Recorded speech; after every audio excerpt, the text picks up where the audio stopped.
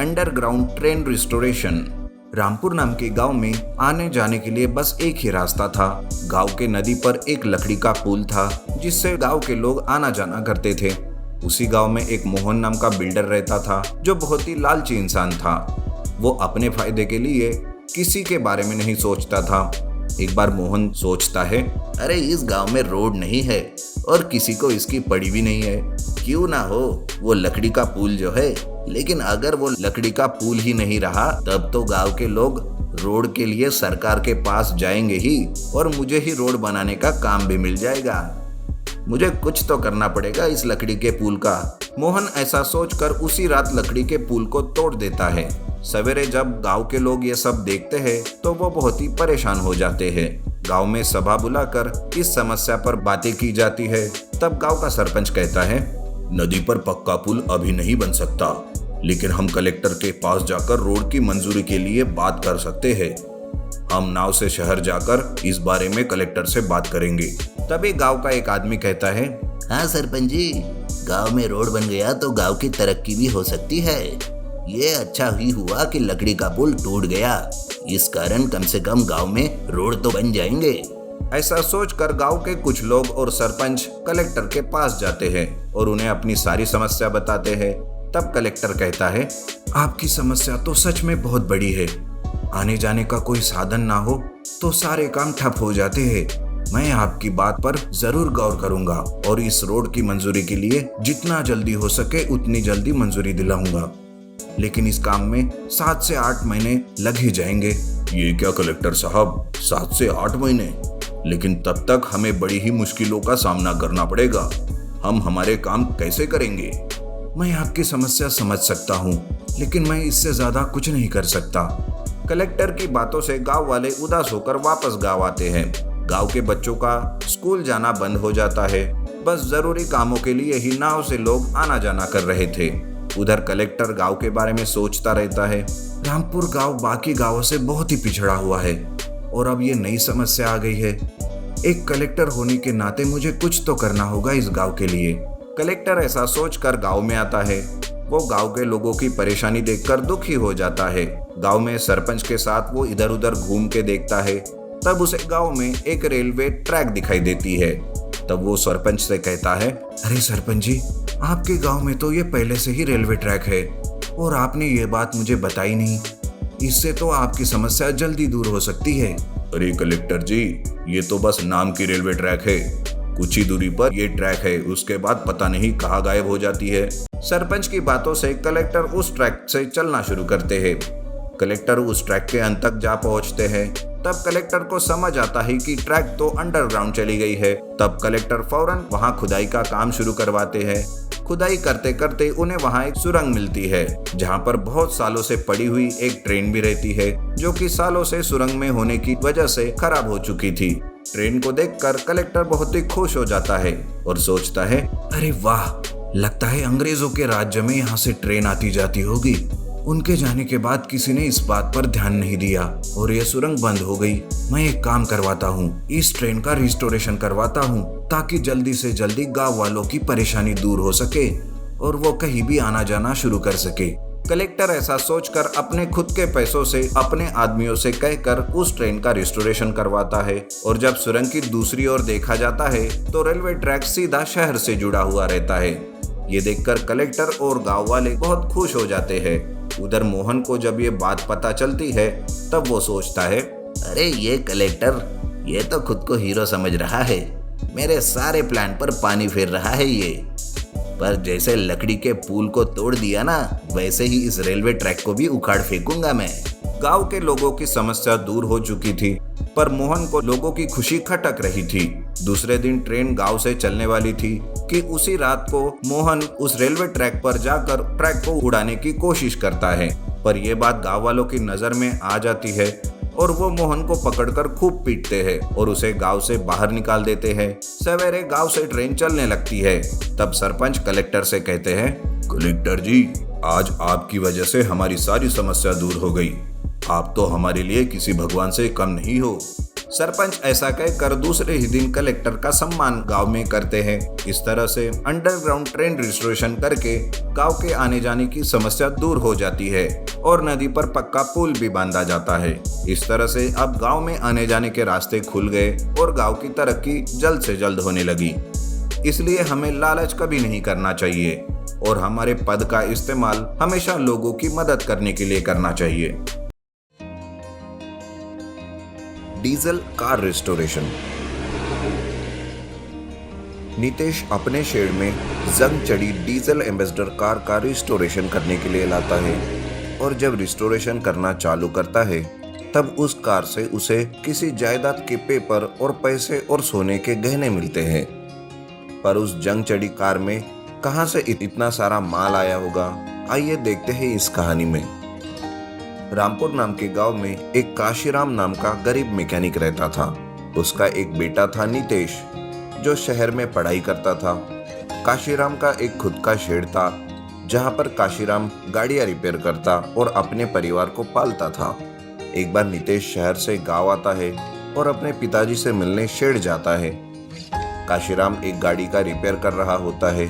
तब नितेश कहता है, अरे पिताजी, आप कब तक ऐसे पुराने शेड में काम करोगे? नया शेड क्यों नहीं बनवाते? बेटा, आज तक इसी की वजह से तो तेरा घर चल रहा है और तुम्हारी पढ़ाई भी।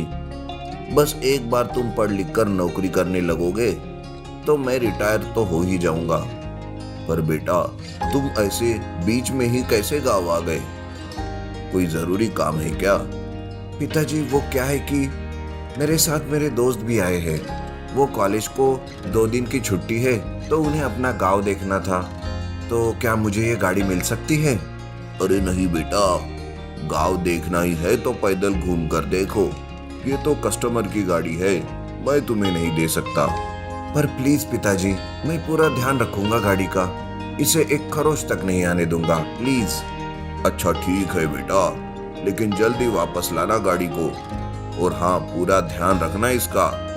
अपने पूरे लाइफ में मैंने ऐसा कभी भी नहीं किया, आज पहली बार कर रहा हूँ। बस मेरी लाज रखना, समझे ना बेटा? हाँ पिताजी, आप चिंता ना करें, मैं जल्दी ले आऊंगा। ऐसा कहकर नितेश वो गाड़ी लेकर अपने दोस्तों के साथ गांव घूमने जाता है। पूरा गांव देखने के बाद नितेश कहता है, अब मैं तुम सबको मेरे गांव का जंगल दिखाता हूँ। वो बहुत ही बड़ा और घना है। कभी कभी तो जंगल के जानवर भी आसपास ही दिखाई देते हैं। नितेश के दोस्त भी जंगल देखने के लिए हामी भरते हैं। नितेश गाड़ी से जंगल घूम रहा था। जंगल में वो बहुत अंदर तक चले जाते हैं। फिर वो वापस निकलने ही जाते हैं कि तभी उनकी गाड़ी किसी चीज से टकराती है और बंद हो जाती है। तब नितेश घबराते हुए नीचे उतरता है और कहता है, अरे ये क्या हुआ? मेरे पिताजी अब मुझे बहुत डांटेंगे। पर आखिर ये चीज क्या है जो आधी जमीन के अंदर है? चलो हम सब यहाँ गड्ढा करते हैं और देखते हैं कि आखिर ये क्या चीज है। तब नितेश और उसके सारे दोस्त मिलकर वहाँ एक गड्ढा खोदते हैं और देखते हैं तो वो एक पुरानी जंग चढ़ी हुई एम्बेसडर कार रहती है। उसे देखकर नितेश कहता है, अरे ये तो एक एम्बेसडर कार है, पर ये यहाँ कैसे आई होगी? काफी पुरानी दिख रही है, बहुत सालों से यही पड़ी है लगता है। देखो इस पर कितना जंग चढ़ा है। नितेश की ये बात सुनकर उसका एक दोस्त कहता है, कोई बात नहीं नितेश, एक काम करते हैं, हम इसका रिस्टोरेशन करते हैं और फिर से इस कार से घूमेंगे, क्या कहते हो? नितेश खुशी खुशी उस एम्बेसडर कार को बाहर निकालता है और अपनी गाड़ी से जोड़कर अपने पिताजी के शेड में ले आता है। काशीराम भी उस पुरानी जंग चढ़ी एम्बेसडर कार को देखने लगता है। नितेश के सारे दोस्त देखते ही रहते हैं। तब नितेश कहता है, पिताजी, मैं इस कार का रिस्टोरेशन करना चाहता हूँ, क्या आप मुझे इस काम में मदद करेंगे? हाँ बेटा, और ये जो गाड़ी ले गया था ना, उसे जो खरोच आई है वो भी ठीक करना है। माफ कीजिए पिताजी, पर यह सब इस कार की वजह से ही हुआ। ऐसा कहकर नितेश उस कार का रिस्टोरेशन करना चालू करता है। पर जब वो एम्बेसडर कार को खोलता है तो उसमें कुछ जायदाद के पेपर और पैसे साथ साथ गहने भी मिलते हैं। नितेश ये सब देखकर चकित होकर अपने पिताजी को बताता है। सालों से जमीन के अंदर पड़ी होने की वजह से जायदाद के पेपर खराब हो चुके थे। उस पर जो नाम लिखा था वो धुंधला गया था, पर जैसे तैसे करके नितेश एक नाम पढ़ ही लेता है। और वो नाम था पटेल। तब कांशीराम कहता है, अरे क्या कहा पटेल? ऐसा कह के वो जोर जोर से हंसने लगता है। नितेश को कुछ समझ में नहीं आता कि पिताजी क्यों हंस रहे हैं। तब नितेश पिताजी से हंसने का कारण पूछता है और कांशीराम कहता है, अरे बेटा, ये बहुत ही मजेदार किस्सा है। ये जो गाड़ी है ना, ये हमारे गांव के पटेल की है और उस पटेल का बेटा भुलक्कड़ था। कुछ साल पहले की बात है, सुनेगा तो तू भी हंसेगा। पटेल उस गांव का एक बड़ा धनिक आदमी था। उसने बहुत ही काला धन जमा किया था। एक बार की बात है, उसके घर इनकम टैक्स वाले की रेड पड़ती है। तब पटेल अपने भुलक्कड़ बेटे से कहता है, अरे बेटा, खबर मिली है कि इनकम टैक्स वालों की रेड गिरने वाली है। तुम एक काम करो, तुम सारे सोने के गहने, पैसा और जायदाद के कागज लेकर अपनी एम्बेसडर कार से ले जाओ और इसे कहीं दूर संभल कर छुपा के रख के आना। जब मामला ठंडा हो जाएगा तो फिर हम उस एम्बेसडर कार को वापस ले आएंगे। पर पिताजी, हमारे पैसों को ये पुलिस लेकर क्या करेगी? अरे उल्लू के पट्टे, उसमें काला धन है। अगर वो ऑफिसर के हाथ लगा तो वो सब ले जाएंगे और हम लूट लिए जाएंगे और मुझे जेल भी हो सकती है। जितना कहा है उतना करो। पटेल का भुलक्कड़ बेटा सारा पैसा और सोने के गहने तथा जायदाद के पेपर अपनी एम्बेसडर कार में छुपाकर वहां से चला जाता है और दूर जंगल में उस कार को छोड़कर वापस आ जाता है। और वो रहता तो है भुलक्कड़, वो यही भूल जाता है कि उसने अपनी कार कहाँ छुपा रखी है। इधर इनकम टैक्स वालों की रेड गिरकर ऑफिसर घर की तलाशी लेते हैं, लेकिन उन्हें कुछ नहीं मिलता। ऐसा करके वो वापस चले जाते हैं। बाद में पटेल अपने बेटे से उस कार के बारे में पूछता है। तब उसका बेटा कहता है, अरे पिताजी, कौन सी कार? मुझे तो किसी कार के बारे में नहीं पता। और अब बाप रे, लगता है ये सब भूल गया। मेरी हिम्मत मारी गई थी जो मैंने इस भुलक्कड़ से कहा। अब क्या करूं मैं? पटेल उसे बहुत याद दिलाने की कोशिश करता है, पर उसे कुछ भी याद नहीं आता। कुछ सालों के बाद उस पटेल दंपत्ति की मौत हो जाती है और उसका बेटा भी गांव छोड़कर कहीं चला जाता है। और ये सब सुनकर आप समझे ना, उस भुलक्कड़ ने वो कार कहाँ छुपाई थी।